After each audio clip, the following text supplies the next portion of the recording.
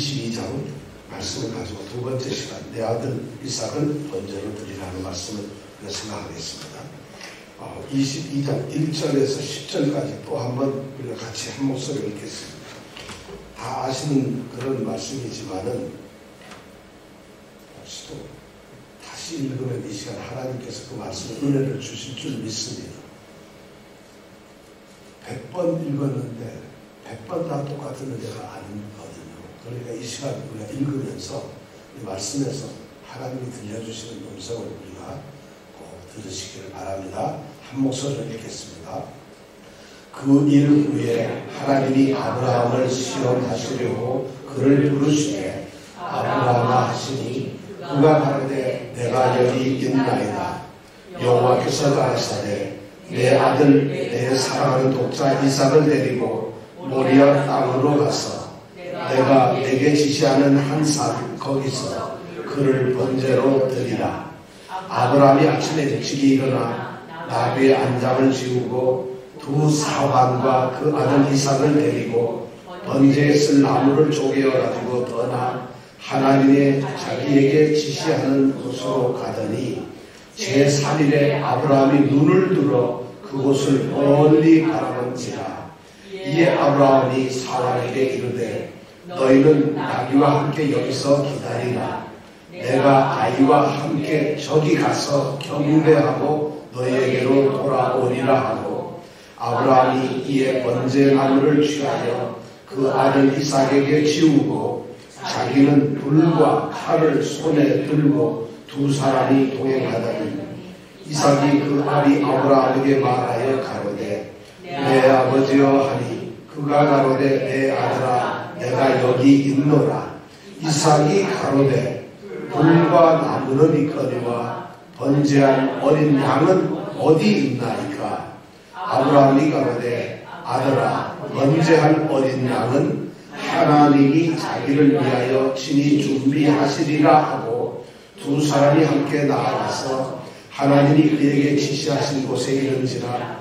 이에 아브라함이 그곳에 단을 쌓고 나무를 버려놓고 그 아들 이삭을 결박하여 단 나무 위에 놓고 손을 내밀어 칼을 잡고 그 아들을 잡으려 하더니.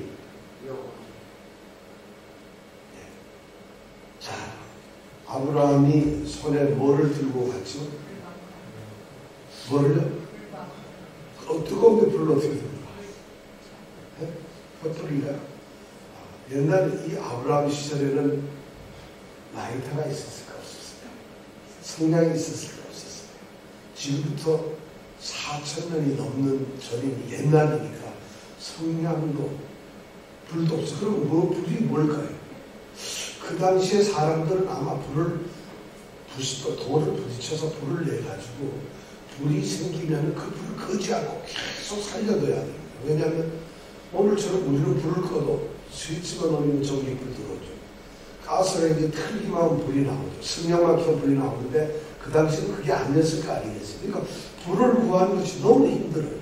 그러니까 부싯돌로 불을 켜놓고는 끊임없이 불이 꺼지지 않도록 아마 관리를 했어요. 그러면 지금 아브라함은 어떤 통이나 같은 데다가 씨를 담아가지고 들고 가는 것 같아요. 그렇죠? 여러분 그렇게 생각 안 드세요 혹시? 요즘처럼 생각을 하면 이 말씀을 읽으면서 요즘처럼 불 주머니에 라이트 한 개 들고 가시는 이렇게 생각하면 안 된다는 것이죠.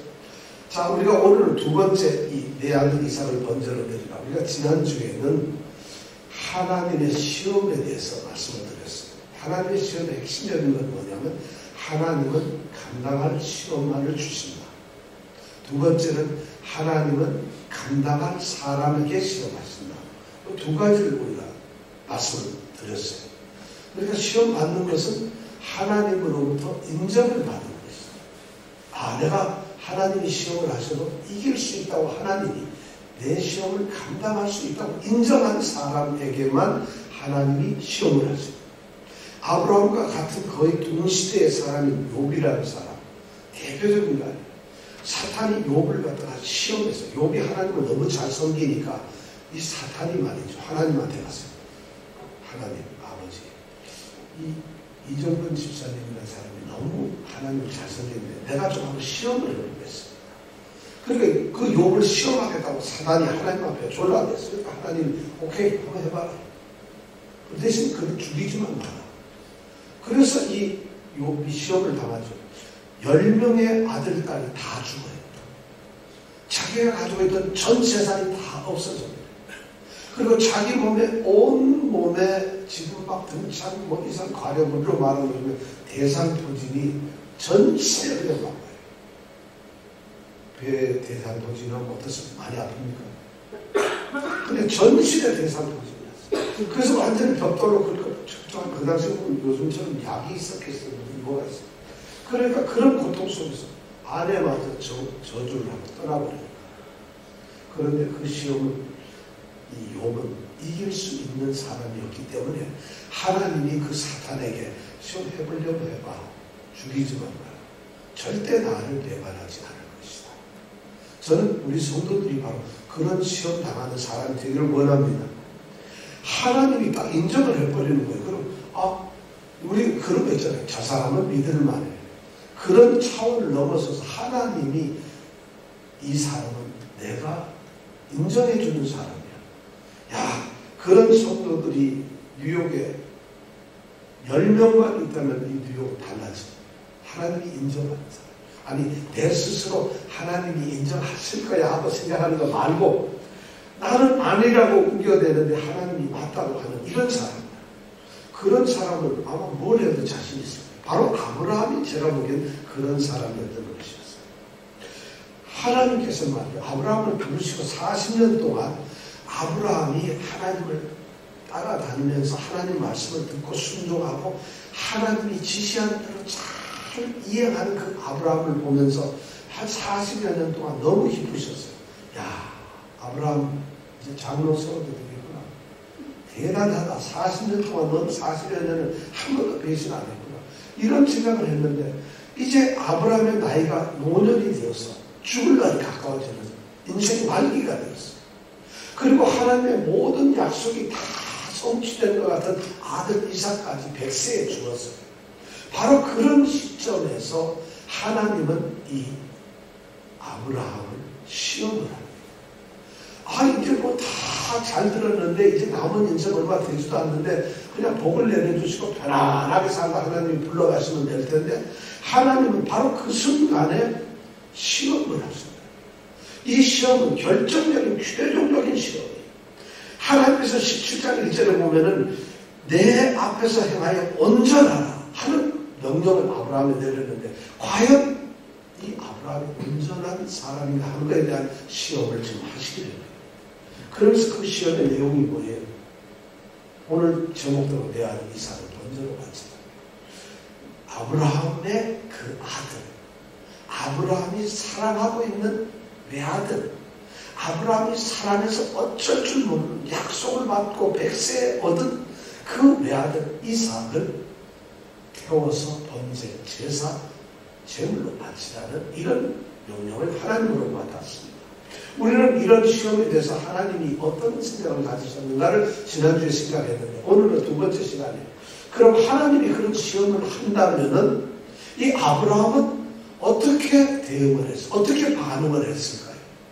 아브라함의 믿음은 도대체 어떤 것이었을까요?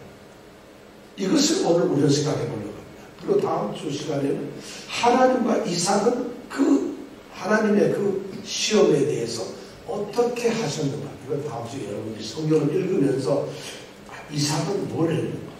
하나님은 뭘 하셨는가? 하는 것을 꼭 다음 주에 성경을 이렇게 읽어보시고 24절까지 읽어보시고 발표를 해야 돼요.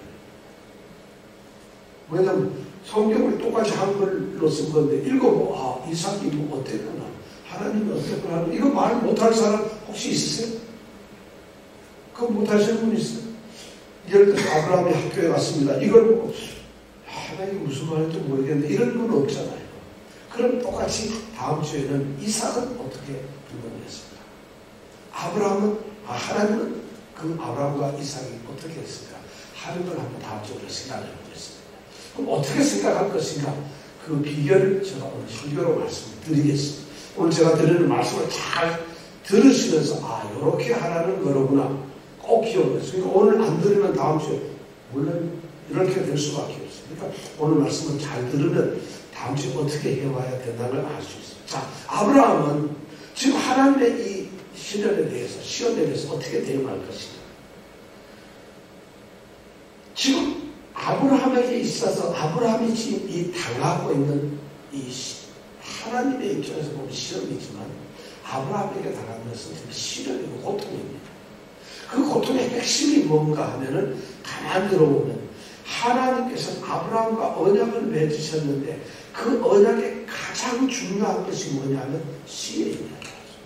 내가 너에게 씨를 주어서 이 땅에 하늘의 별같이 바다의 모래같이 그렇게 내 후손 씨를 주겠다. 이게 하나님의 약속이었어요. 근데 그 씨가 바로 누구였느냐? 이삭이었어요. 그걸 100세나 되어가지고 하나님께서는 지금 다 빼고 100세 되니까 그때 하나님은 이 언약의 씨인 이삭을 주었어요.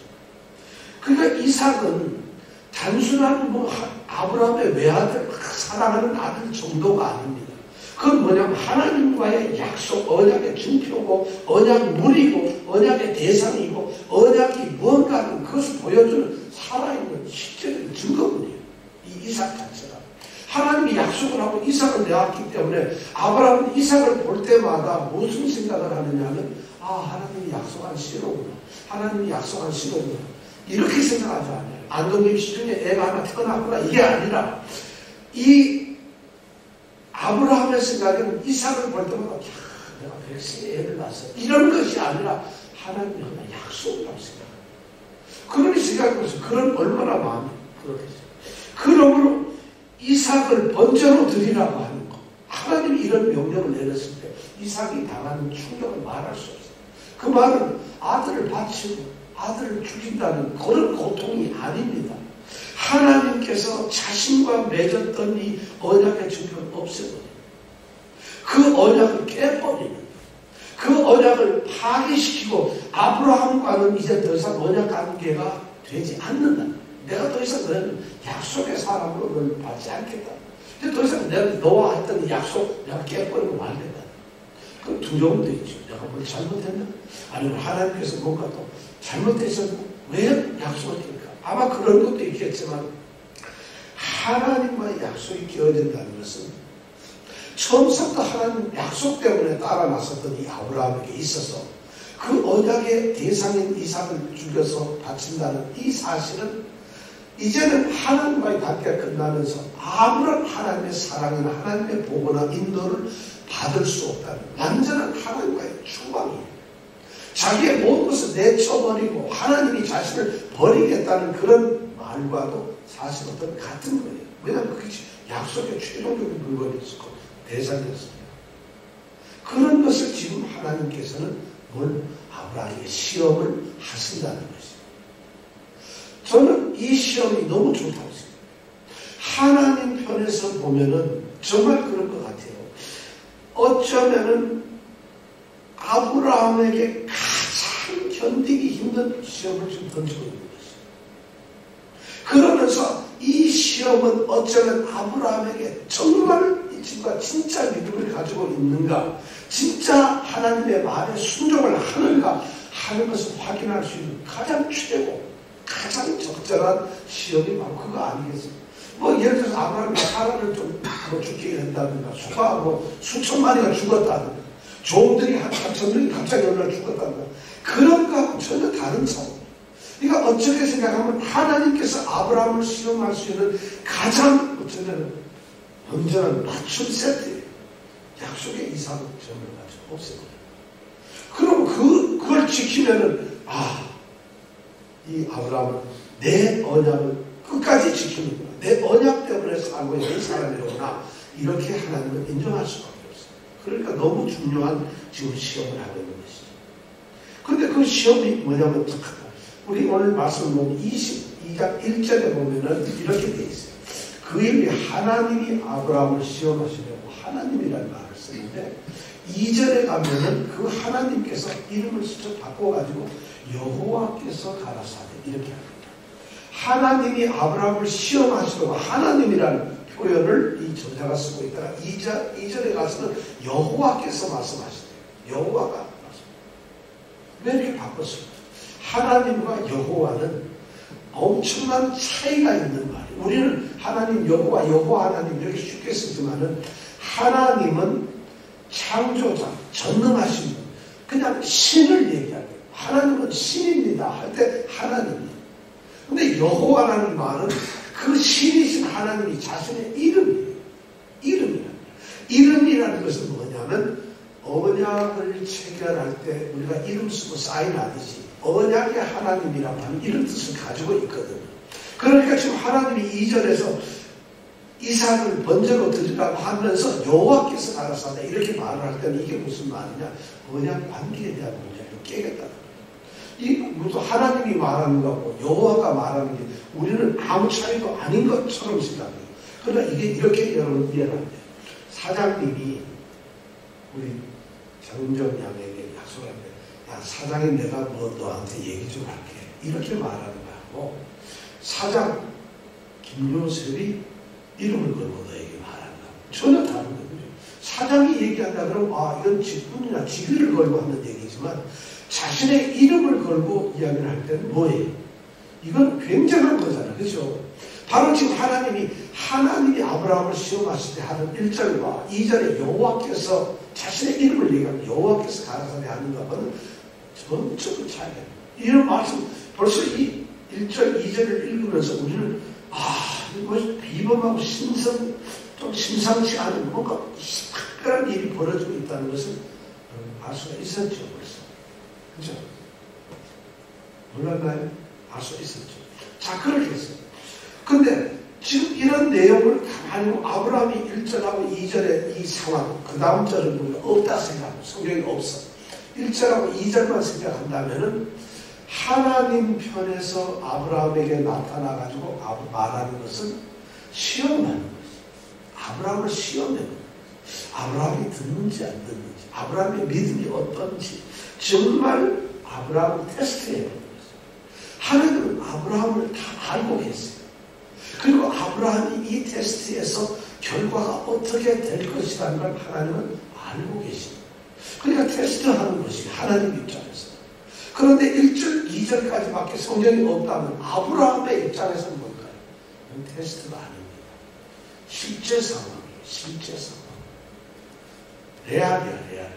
애들 좋아하는 거. 레알이야. 정말 단지 시험하는 것이 아니라 현실이고 아주 정말 냉혹한 그런 지금 당장 눈앞에 닥친 일이라는 것이 아들을 거치고 죽이는 것이. 그런데 실제로 오늘 말씀을 가만히 읽어보면은 우리는 이것이 하나님이 시험하시려고 하는 걸 읽었지만은 아브라함에게는 하나님께서 아브라함아 내가 시험해보려고 이렇게 얘기하시는 건 아니잖아요. 그러니까 아브라함은 아무것도 모르는 거예요. 시험이라고 하는 암시도 어떠한 흔적도 어떤 걸 찾아낼 수 있는 그 나쁜이 하나도 없이 그냥 현실을 다루고 아주 진짜 하나님의 명령으로 받아들이고 있다는 것이죠. 우리가 라디오에서 퀴즈 프로그램 보면 있잖아요. 애들이 막 맞추려고 이러는데 우리는 해답을 밑에 이렇게 보여주면 다 알면서 길게 있죠. 그죠? 우리는 해답을 지금 보고 있지만 아브라함은 해답을 몰라요. 그래서 그 퀴즈 문제 보면 어떤 사람들이 해답 방에 다 이렇게 보고 난 다음에 야 나도 몇 개는 맞출 수 있어. 근데 해답 없이 맞추라고 하나는 못 맞춰요. 해답을 알기 때문에 마치 아는 것처럼 생각하는 거지. 해답 안 주면 있잖아요. 깜깜한 데서 문제 내면 하나도 못 맞춰버리는 사실.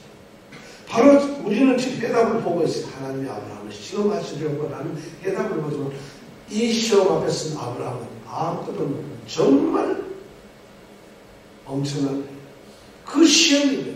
이제 아브라함은 번제물로 이삭을 바쳐야 되는 것이에요. 번제물로 바쳐야 된다는 것은 이건 무슨 말이냐면 지금 2절에 있는 하나님의 명령을 그대로 따라한다면 아들을 번제할 곳까지 데리고 가야 하고 번제물로서 아들을 드리기 위해서 밧줄로 묶어야 하고 그리고 태워야 할 그 제단 위에 아들을 높여야 하고 그리고는 번제물로 드리기 위해서 칼을 들어가서 그를 죽여야 하고 그리고 불로 태워버려야 하는 이 일을 자신의 손으로 해야 되는 것이 바로 아브라함이 처한 지금 일입니다. 이것이 아브라함이 해야 될 일이에요. 하나님 명령하신 거예요. 지금 이 순간에 아브라함에게 있어서는 이 하나님의 명령이 그냥 말로만 순종하겠습니다 해서 되는 문제가 아니에요. 어떤 핑계대고 이렇게 얘기할 수 있는 성질이 아니라 그냥 해야 돼요. 당연히 해야 돼요. 우리는 순종의 얘기를 하게 되면 말로 네 순종합니다. 이런 생각이 아주 강합니다. 그렇게 핑계대고 오늘 성도들의 대다수가 상당수나 말이죠. 하나님의 이런 명령을 성경에서 말씀하는 서로 사랑하라. 내가 너희를 사랑한 것 같이 너희도 서로 사랑하라. 이런 명령을 주님이 하시면은 이런 명령에 대해서 우리는 예, 우리 사랑해요. 이러면 마치 순종하는 것처럼 하고 하이. 이러면 순종하는 것처럼 생각하지만 지금 아브라함에게서 이 순종이라고 하는 것은 말이죠. 자기 손을 죽이는 것이에요. 행동하는 것이에요. 말로 그냥 보기 좋게 순종해요 하는 이런 차원이 아니라 이런 절체절명의 지금 그런 명령이 누구에게 떨어졌느냐? 아브라함에게 떨어졌어요. 자, 그렇다면 이 아브라함은 이 명령에 대해서 어떻게 해야 될까요? 오늘 말씀을 통해서 우리는 아브라함의 그 태도를 한번 볼 수가 있어요.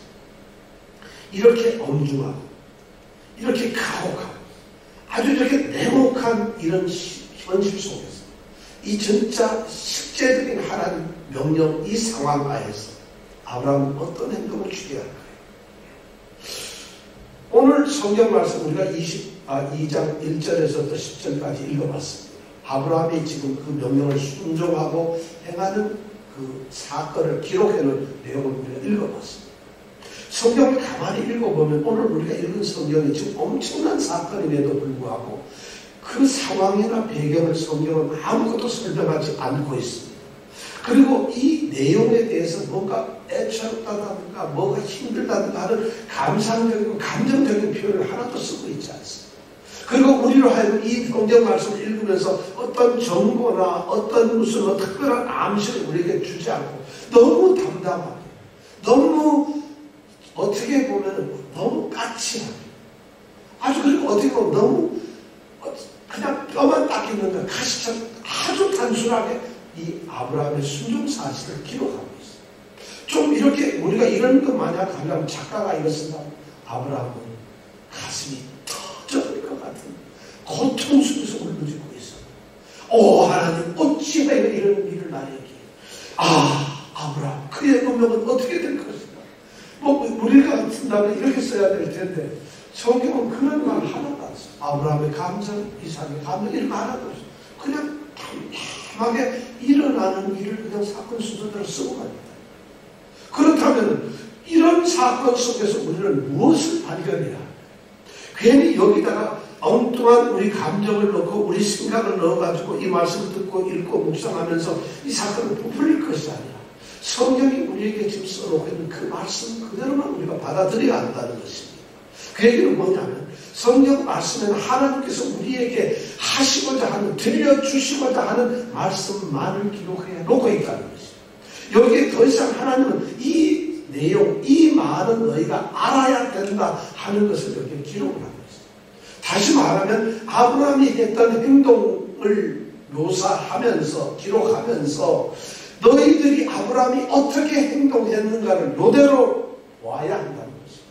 그럼 우리는 이 성경을 통해서 여러분 아브라함이 어떻게 행했는가를 알 수 있어요.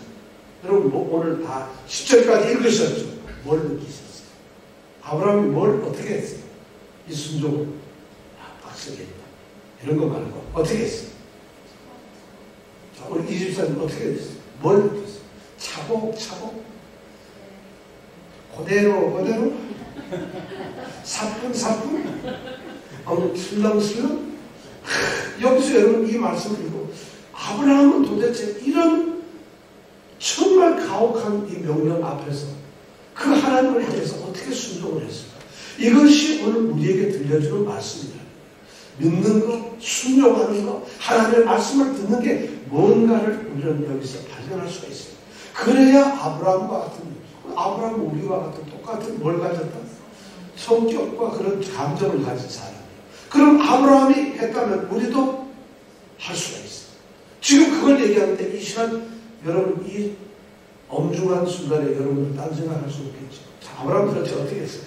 자, 아브라함이 했던 것을 한번 읽어볼까요? 하나님은 이 성경을 기록하면서 정말 우리에게 꼭 들려주시고 싶은 이야기만 썼다는 것입니다. 첫 번째 아브라함의 순종은 뭐였을까?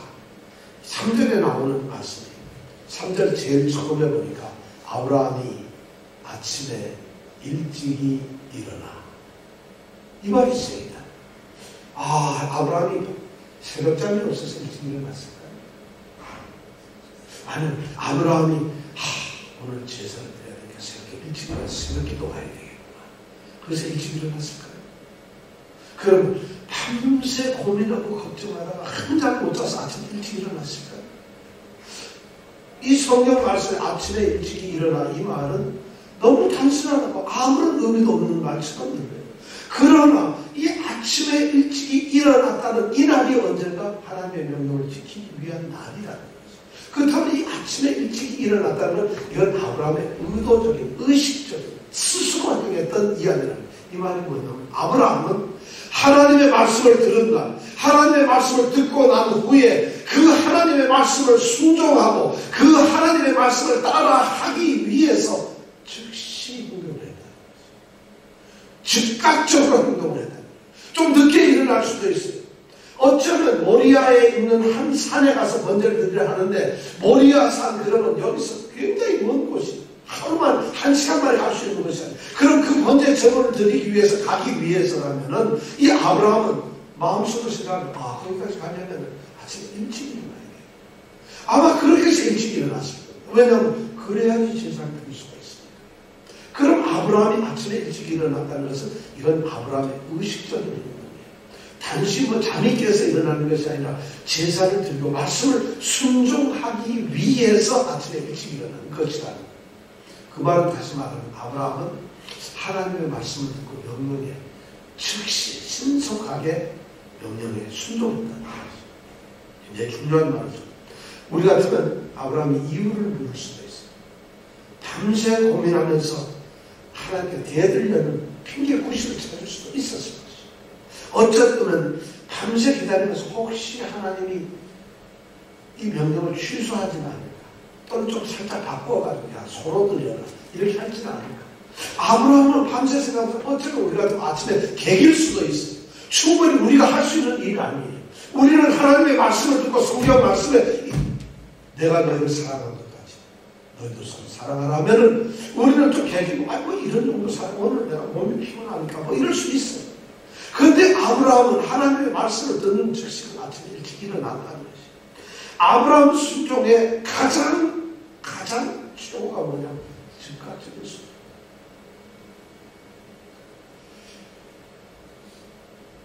무조건적으로 아브라함을 순종해요.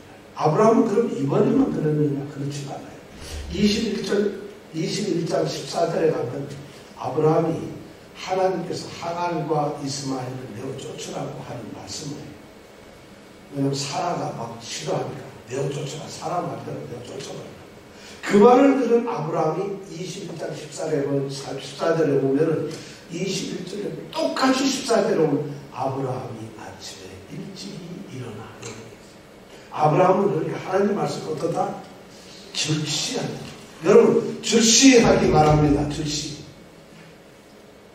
여러분 좀 늦으면 뭔데 하나님이 다 하십니다. 여러분 이건 그냥 안의 차원이 아닙니다. 사탄이 제일 좋아하는 게 뭐냐면 말씀과 순종의 시간이 그 간격이 넓어지는 것을 제일 좋아해요.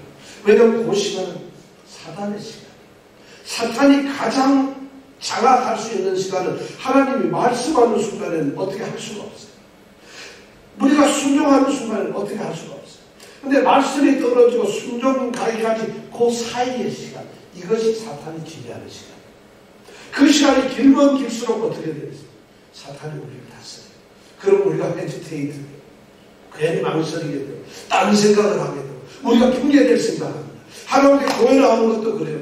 핑계를 대기 시작하면 즉각 새벽에도 나가시는 분들은 따뜻한 하려면 어떻게 일어나야지 했는데 따뜻하고 조금 있다 5분만 하고 딱 하는 순간에 사탄이 그 5분을 완전히 장악해버려요.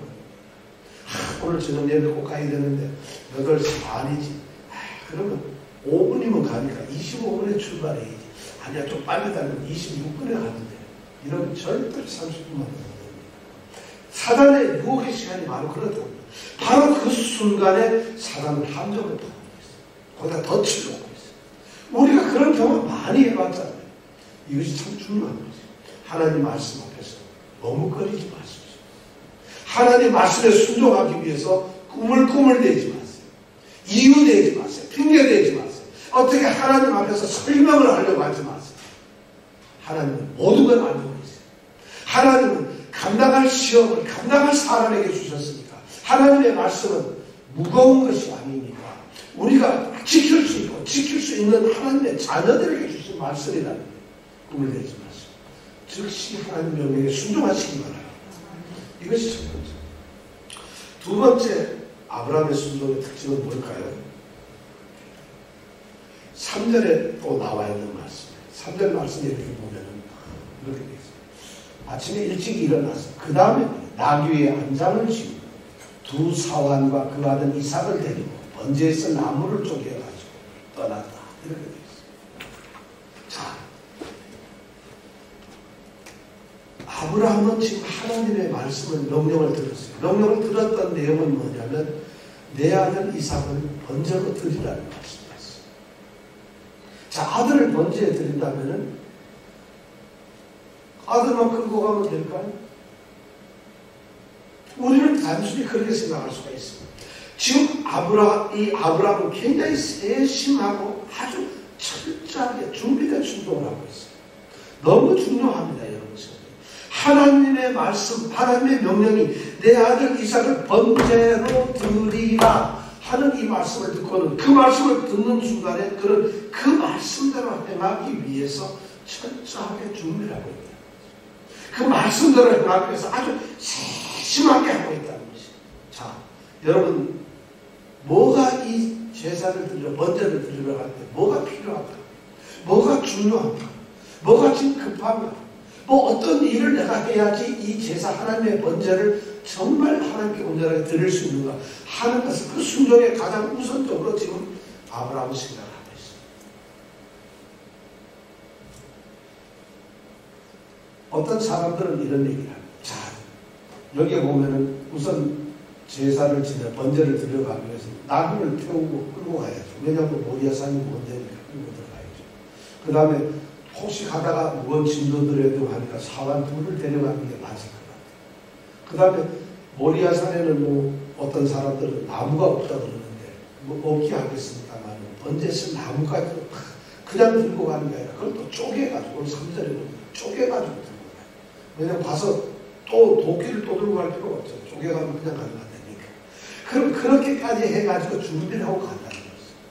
얼마나 철저한 이 준비를 하고 있는 이 순종은 바로 철저한 준비가 필요해요. 근데 어떤 학자들은 말하기를 여러분 여기 지금 아브라함이 너무 당황을 해가지고 아브라함이 너무 고민을 많이 하다 보니까 순서가 뒤죽박죽이 되었다. 지금 오늘 성경 말씀에 보니까 제일 처음에 나오는 게 나귀의 안장을 치는 거예요. 나귀를 들고 가는데 안장을 얹어서 안지고 그 다음에 두 사환을 선택을 했어요. 그 다음에는 번제에 쓸 나무를 갖다 쪼갰어요. 자, 나귀의 안장을 지는 것, 두 사환을 데리고 갈 사환을 뽑아내는 것, 그리고 번제에 쓸 나무를 쪼갠 것, 이 세 가지가 있는데 여러분 생각에 어느 게 제일 중요해요? 어느 게 제일, 여러분 지금 이 번제를 드리기 위해서 제일 중요한 게 나귀를 나귀에다 안장 채우는 게 제일 중요하다. 1번. 아니 그게 아니고 데리고 갈 사람이 중요하지. 누굴 잘 뽑아야 되는 이게 더 중요하다. 셋째는 그게 아니고 번제에 쓴 나무를 갖다 쪼개는 게 더 중요하다. 여러분 뭐가 제일 중요할까요? 제일 나중에 있어요. 그렇지 많은 이 대다수의 이 성경 주석을 하시는 해석자들이 그렇게 말해요. 지금 아브라함이 당황해가지고 제일 중요한 게 뭔지 모르고 뒤죽박죽해가지고 낙이 먼저 챙기고 뭐 이랬다 이거예요. 정작 중요한 것이 이게 번제인데 그러니까 뭐 그래서 당황해가지고 막 이것저것 하다 보니까 순서를 못 지켰다 이렇게 말을 하고 있어요. 너무 당황한 현실이다. 또 어떤 사람은 그게 아니고 아브라함이 지금 이삭을 속이려고 지금 번제하러 가는데 이삭한테 그거 번제물 이러면 번제 드리러 가요? 이렇게 하면 곤란하니까 괜히 땅 쳐보려고 낙이 주려고 이랬다. 이렇게 생각합니다. 근데 해설 보통 주석을 하는 분들이 그렇게 말합니다. 저는 그거 정반대로 그 세상 물정 모르는 선생님들이 하는 소리예요. 지금 이 제사를 드리기 번제를 하기 위해서 가장 중요한 것은 지금 이 사람이 바로 문 앞에 가서 제사를 드리는 것이 아니라 그 다음 절 4절에 보면은 제3일에 3일 길을 걸어가서 해야 됩니다. 그렇다면 여러분 3일 길을 가서 번제 드릴 때 가장 중요한 게 뭐예요? 교통편이에요. 여러분 눈이 억수로 오는 날 그 다음 새벽 기도 가려면 제일 중요한 게 뭐예요? 상정책 챙기는 건가요? 아니면 뭐예요? 이렇게 일어나서 세수하고 화장하는 게 중요한가요? 아니, 그래도 눈이 오면 차가 모르면 가지도 못해요. 혹시 차가 눈이 있는가? 눈 자체도 차를 먼저 챙기는 게 중요하잖아요. 그럼 3일 길을 가야 되는데 이 아브라함이 그 번제를 하면서 가장 중요한 건 뭐예요? 3일 길을 가기 위해서 튼튼한 나비를 골라야 돼요. 그 다음에 거기에 아들을 안쳐가거나 그럴 때 편안하게 가서 안장 준비. 나귀가 가다 푹 쓰러지면 언제 가서 제사를 지내겠어요? 제일 중요하지 않겠어요? 아브라함이 보통 머리가 좋은 게 아니에요. 우리가 인생살이에서 세상살이에서도 마찬가지예요. 뭐가 중요한지 모르고 정작 막 바빠서 하는데 보면은 5시간이 걸렸는데 아무것도 못했어요. 근처에 가서 안 중요한 거 가지고 일을 하는데 마당 쓰고 있어요. 깨끗해야 된다고 마당을 쓰고 있어요. 일을 건들지도 못해요. 마당 쓰고 있고 그 다음에 또 누가 보는 사람 있나 해가지고 거기에 사람 보는 거 의자 준비하고 이러다 보면 일을 못하는 사람들 많아요. 핵심들 지금 이 아브라함에게 가장 중요한 게 내가 제사를 지내 번제를 지내러 가려면 가장 준비해야 될 중요한 것이 뭐냐? 가장 급한 것이 뭐냐? 거기까지 나를 이동할 수 있는 나비를 준비해요. 안전을 해요. 그렇죠. 그 다음에 중요한 게 뭐냐? 내가 보기엔 아주 순서대로 거기까지 가면서 도와준 이 사환이 필요해요. 자기 혼자 이삭하고 둘이 가기에는 사일길이 너무 멀어요. 그럼 어떻게 될지 모르니까 가면서 나귀가 혹시 배가 고프면 먹을 것도 줘야 되죠. 나귀를 챙겨야 될 거 아니에요. 장작나무도 또 들고도 가야지. 할 게 많은데 그 일을 할 건장한 사람을 했는데 80만 노인을 데리고 둘이 간다면 되겠어요? 굉장히 중요한 두 사안, 든든한 사안을 미리 스케줄 딱 잡아가지고 내일 가야 돼. 온심 가야 되니까 기다려라. 아브라함은 굉장히 아주 체계적으로 일을 하는 사람. 그 다음에 비로소 장작을 준비하는. 이거 가서 장작이 혹시 없으면 번제를 못하니까 이 준비해요. 아브라함이 이렇게 아주 세심하게, 아주 치밀하게 순종을 갖다 준비를 합니다. 우리 세상 사람들도 똑같아요. 이러진 않아요, 사람들이. 하나님께 순종하는 사람들은 덜렁대면서 순종하는 게 아니에요. 아무렇게나 하고 싶은 대로 막 순종하는 것이 아니라는 것이에요. 그 하나님이 바라시는 하나님이 명령하신 하나님의 뜻에 가장 합하기 위해서는 하나님께 가장 온전한 번제를 드릴 수 있도록 준비하는 거죠. 그것이 순종. 우리는 그러니까 순종. 그래서 예배도 우리가 항상 준비하는 거죠. 예배 그냥 덜렁덜렁 오는 게 아니에요. 마음의 준비도 해야 되고. 여러분 무당이 굿한다 그러면 말이죠. 이틀 전서부터 목욕하고 밥 굶고 말이죠. 깨끗해서 쓸데없는 말도 안 하고 웃지도 말아야 돼요. 그 얼마나 좀 하나님께 미신한테도 그러는데 하나님께 하는 일에 대해서 우리가 어떻게 준비하나요? 아브라함의 이 순종은 바로 그런 순종이었어요. 저는 여러분들이 그런 순종하는 사람이 되기를 원합니다.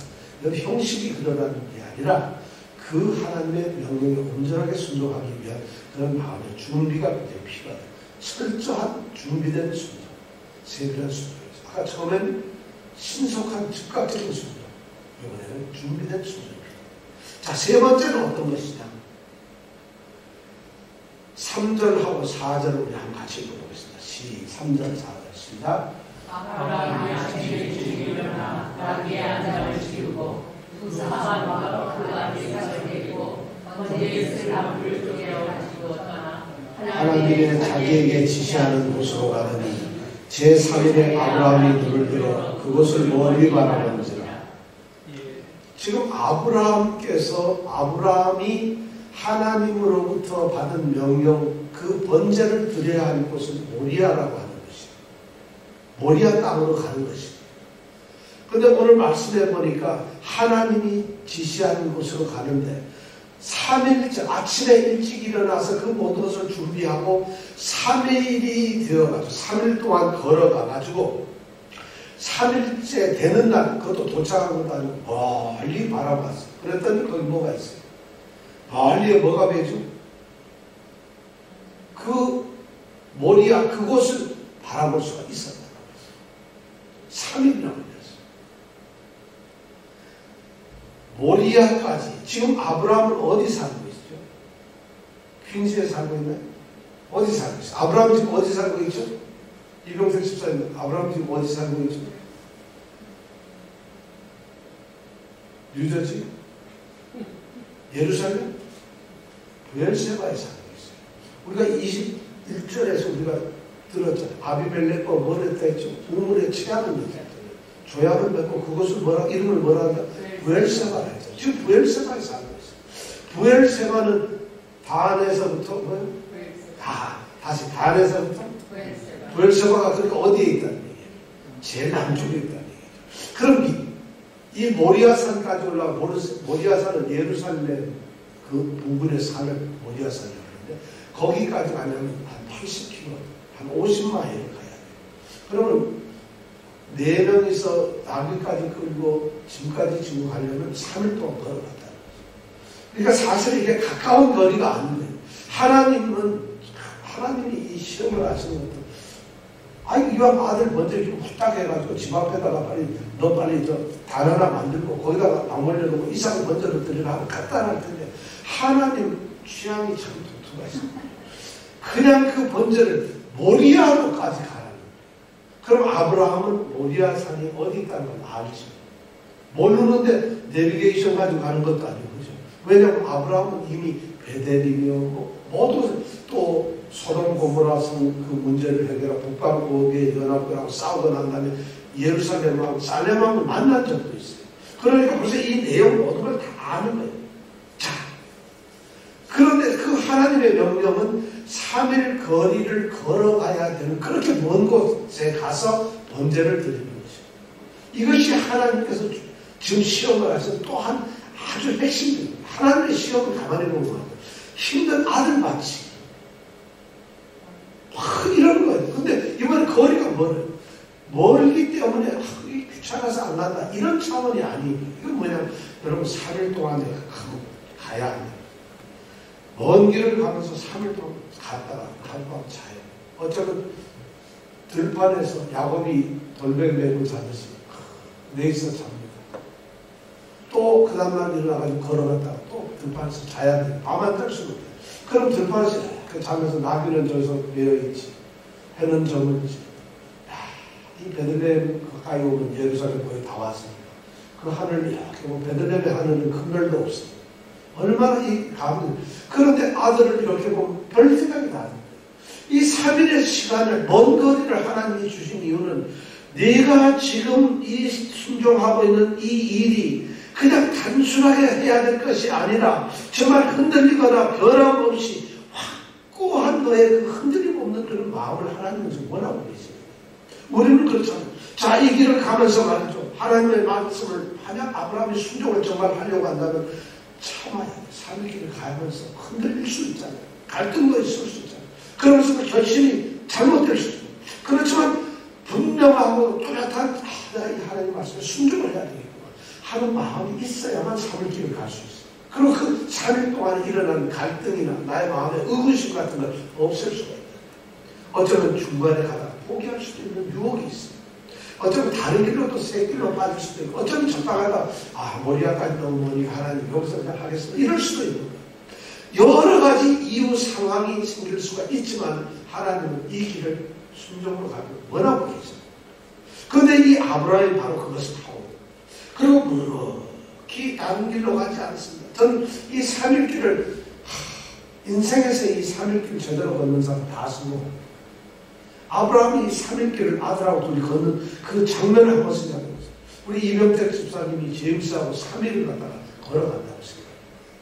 근데 한마디 얘기하고 이게 무슨 제임스 어디 대학교 좋은 데 간다고 또는 대학원 간다고 하는 것도 아니고 그렇잖아요. 이 심각한 상황에서 둘이 걸어가고 있어요. 여러분 삶 동안 걸으면서 무슨 생각을 해요? 이것이 하나님의 순종입니까? 오늘 믿는 사람들에게 이런 순종을 요구하면 우리는 어떻게 생각합니까? 정말 놀라운 일이죠. 순종은 하룻밤 사이에 세워지는 것이 아닙니다. 우리가 착각을 하고 있어요. 순종은 멀컥한 일시적인 어떤 충동 때문에 우리는 순종을 하겠다는 사람들도 있어요. 순종은 그게 순종이 아닙니다. 어떤 일시적인 감정을 가지고 주여 내가 3일 동안 이제는 내가 한 달 동안 새벽기도 꼭 하겠습니다. 내가 올해는 주여 한 번도 안 받겠습니다. 주여 내가 이번에는 절대 예배 시간에 이제 찬송을 다른 사람보다 제일 크게 부르겠습니다. 이제 내가 기도하라면 하나님 정말 내 마음을 열고 간절히 기도하겠습니다. 내가 이제는 주일날 안 받겠습니다. 뭐 별생각 이게 일시적인 것이 아니라 하나님께 순종하는 건요 하룻밤 사이에서 세워지는 게 아니라는 것이죠. 하나님은 즉 그걸 요구하고 있어요. 3일길을 가도록 만들어주죠. 일시적인 감정, 순간적인 충동, 어떤 뭐 이런 감정 변화 이런 것 때문에 순종한다는 거 그건 순종 아닙니다. 우리는 그런 순종 너무 많아요. 은혜 받는 것도 저는 교회마다 부흥회를 저는 뭐 탐탁지 않겠어요. 아니 부흥회 받으면 그런 심령이 뭐 좋아집니다. 세상에 무슨 믿음이 부흥회 가져가지고 그런 게 갑자기 뜨거워졌다. 부흥회 들었더니 말씀이 쏙쏙 그런 말씀 하지 마세요. 하나님의 말씀은 부흥회에서 쏟아지는 게 아니에요.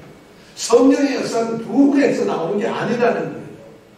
그것이 뭐냐면 그게 종교의식일 뿐이에요. 그러니 이런 프로그램을 만들었습니다. 하나님의 말씀은 늘 옆에 있다. 말씀이 내 입에 있으면 내 몸 가깝다. 로마서 10장에 그렇게 얘기하고 있잖아요. 말씀은 바로 내 입에 있고 내 옆에 있다고 그랬어요. 그렇게 가까운 말씀을 듣고 말씀을 순종하는데 부흥회하려고 갑자기 뜨거워집니까? 그걸 바로 일시적인 충동. 그런 이상한 그런 일들이 우리로 하여금 자꾸 병들게 만들고 우리로 하여금 상처받게 만들고 우리로 하여금 올바르지 못한 왜곡된 그런 신앙을 갖게 합니다. 3일간의 기간을 주신 하나님은 아브라함의 그 변함없이 끝까지 순종하는 모습을 원하십니다. 흔들리지 않는 것을 보십니다. 절대로 그가 중도에 포기하지 않는 것을 보십니다. 정말 그가 그 순종이 정말 어떤 것인가 보십니다. 우리 중에 그런 사람한테는 갑자기 어느 날 자기가 뭔지 열심히 갑자기 마음속에 막 생기고 목사님 요새 목사님 말씀이 은혜가 너무 돼요. 그 다음 주에 안 나와요. 난 그런 사람 여러 번 봤어요. 요즘에 목사님 요즘에 우리 교회 난 요즘에 말씀이 너무 읽어 지금 말씀이 막 와닿는데 요즘 말씀 때문에 저는 요즘 너무 기뻐요. 주의 말씀과 동행하는 너무 기뻐요. 그건 성경은 절대 아닐 거예요. 그런 사람들 너무 많아요. 순간적으로 월급하는 기분이 그것을 마치 무슨 은혜라고 생각한다. 우리 신앙이 전부 그런 껍데기들이 허상. 신앙은 말이에요. 순종은 신기루가 아닙니다. 우리를 착각하게 만드는 것이 아니에요. 이렇게 우리의 평생을 거쳐서 하나님께서 좀 우리 믿음에 연단을 주고 계시는지. 그럼 우리의 신앙은 그렇게 가는 것이에요. 여러분 그것이 믿음이고 순종입니다. 원사 딱 받고 나서 한 1년은 절대 안 돼요. 1년 지나고 나면 더 이상 받을 게 없으니까 LA도 갔다 한국도 갔다 그러면 근데 안 나와요. 장로 되기 전까지는요 앞에 나서 차량 정리하고 막 성가대 연습하고 교회 나서 밥도 사고 말이죠. 부엌 식사한다고 오늘 설거지 내가 할게 이런 집사들 많아요. 근데 장로 딱 되고 나면 금방 한 1년은 그래도 또 앞자리라서 좀 하는데 2년째 되면 핑계대고 교회 불편하고 문제 떠들어대고 잘난 척하고 이런 건 너무 많아요. 순종은 참 아브라함의 이 순종에 대해서 정말 생각하면 하나님의 이 3일길 이건 정말 우리에게 주는 것이 너무 커요. 여러분 순종 어떻게 했어요? 여러분 정말 믿음이라는 한밤에 이루어지는 사건이 아닙니다. 단순하게 금방 어떻게 해서 되는 것이 아닙니다. 내가 은혜 받아가지고 선교 간다는 사람, 하나님께서 나를 부르셨어. 야, 나는 하나님 불렀어. 릴레이에 불이 발발 타는 걸 봤는데 하나님 나를 부르셔가지고 선교의 사명을 주셨어.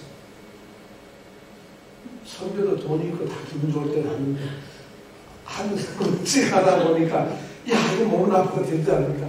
하나님 다른 길을 열어주시옵소서. 이런 사람 수두룩해요. 정말 믿음의 순종이라는 거 여러분 처음 믿을 때 정말 그런 사람들 너무 많아요. 저는 아브라함이 어쩌면 월컵해가지고 옳지 40년을 나를 지켰던 하나님, 내가 이제 하나님께 순종을 해야지. 다쳤어. 하고 아침에 일어나가지고 막 준비할 수 있어요.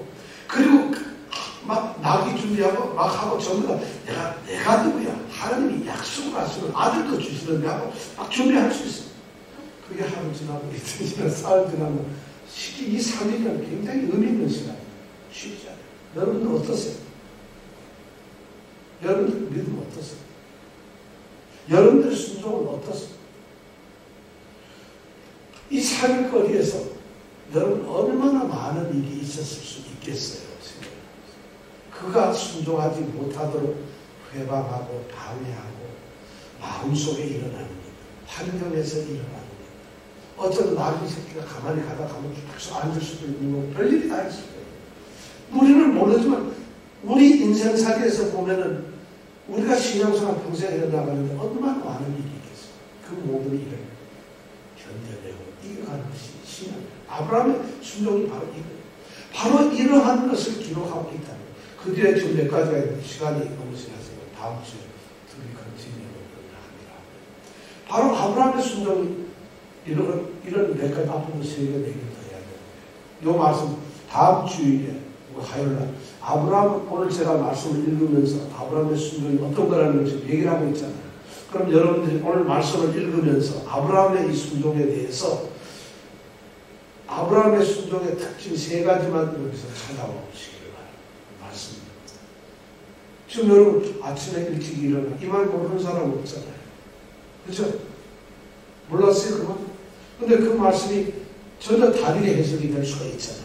마찬가지로 이제 여러분들이 5절서부터 읽어가면서 5절부터 6절, 7절, 8절부터 10절까지 읽으면서 아브라함의 순종의 세 가지 특징을 찾아보시기 바랍니다. 그래서 저는 이정근 집사님이 앞에 나와서 발표를 해야 될지 세 가지를 찾아. 이병택 집사님도 당연히 해야 돼요. 뭐 안 할 것 없어서. 이러면 왜냐면 이 두 분은 다음 주에 안 나오질 않기 때문에 딴 사람 시키면 안 나올 것 같아서 이거 두 분은 반드시 나옵니다. 왜냐면 저분들은 준비 안 해와도 교회는 오니까 이게 대단히 담대하거든요. 자, 아브라함의 이 다음 주 세 가지 특징을 합니다. 오늘 우리는 아브라함의 순종의 세 가지 중요한 것을 생각했어요. 아브라함의 순종은 하나님 말씀 앞에서 어떻게 했다? 즉시 순종. 두 번째, 아주 세가 준비된 순종입니다. 세 번째 지금 내가 한참 얘기했던 거죠. 아주 변함없는 확고한 순종이에요. 변함없는 순종. 이 세 가지를 말씀드렸어요. 이 세 가지를 우리가 생각을 하면서 정말 아브라함의 믿음을 여러분의 본받기를 바랍니다.